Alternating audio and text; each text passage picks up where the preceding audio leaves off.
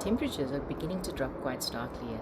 And when temperatures reach the vicinity of being below a teen or only one digit and one syllable, then you know it's time to go into full survival mode. So while other people see a little bit of rain, clouds accumulating, I see a blizzard, I see tornadoes. When my hands start freezing as they are right now and starting to get numb, I see frostbite, pneumonia, hypothermia. So the one way you can keep these things at bay is to go out into your garden grocery store, which has now become a medicine cabinet, and you can pick up the greens you need to make a meal not only that warms your heart, but warms your body too, and helps keep some of these ailments at bay. Cooler weather plants such as brassicas and such as some of the herbs still seem to be growing quite well in the garden. So I have my choice of ingredients that'll help me not only with my heat and warmth, but also with my nutrition and help boost immunity as well. So I'm going to show you a few simple, tried and trusted soup recipes that I use my humble garden ingredients for, and what better accompaniment than oven fresh bread. So let's get into the garden and harvest those greens.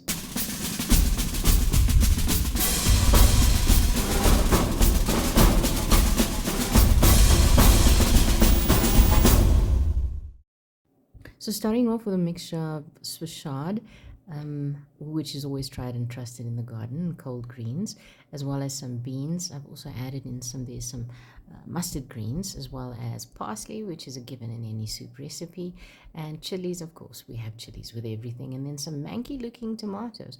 That one is smiling at me over there, but this is close to the end of its season as well. And then lastly, the rosemary, which adds a beautiful fragrance as well as a lovely taste to any baked goods, including fresh bread.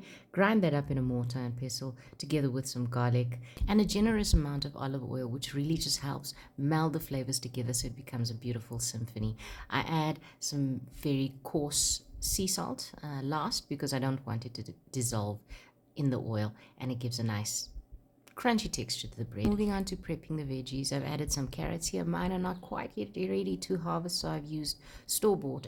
Moving on to braising the protein hero, as well as soup bones. Marrow bones are the best to have in soups. It gives such a lovely, deep, rich texture to any soup. I have pre-boiled split peas here, as well as some barley, and it gives a nice consistency and makes it more substantial. Before we move on to any more steps, obviously we're taking all the waste from tonight and making sure that we get it into our bokashi, get the inoculated bran on for the next round of compost. Right, the bread is ready out of the oven and we're ready to serve. Some people like soups a little bit thinner. I like it thick, rich and dark and creamy. I'm a growing girl with nutritional needs. Lastly, then a warm fireplace and a lovely family movie to close the evening off. Next up is a family favorite, pumpkin and butternut soup, which I make, and you can use the ingredients from the previous season. I've had a bumper stock, and you can cube them and get them in the freezer. They store really well. To that, I add a combination of sweet potatoes as well as potatoes, usually in a 1-to-3 ratio. It helps add a little bit of thickness and consistency to the soup, as well as a little bit of richness and creaminess. So get that onto the boil with a good quality chicken stock, which complements the soup quite well, as well as some nutmeg and some cinnamon. Now you can get cracking on some crispy, crunchy croutons that complements the texture of the soup very well. You mix that up with some butter, the fresh parsley, some salt and pepper. Get that into a pan to fry it first, and then get it roasting in the oven to get the crispiness on. And that's the last part before you can assemble the meal. We'll add a little bit of sour cream, and then you can start garnishing again with some fresh parsley, some more of that sour cream, and having the fresh croutons on the side. And enjoy.